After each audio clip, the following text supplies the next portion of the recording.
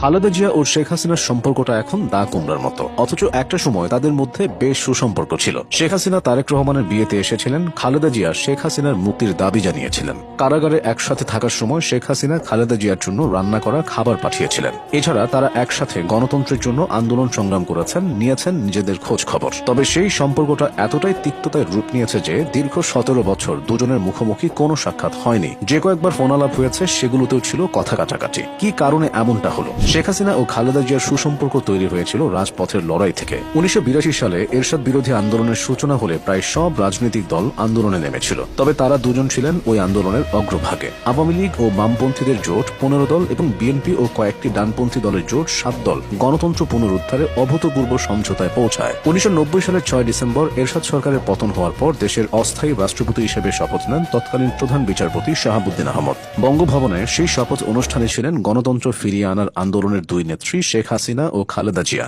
আন্দোলনে বিজয়ী দুই নেত্রী সেদিন ছিলেন হাস্যোজ্জ্বল, বসেছিলেন পাশাপাশি। সেদিন দুজনই পরেছিলেন অফ হোয়াইট রঙের শাড়ি।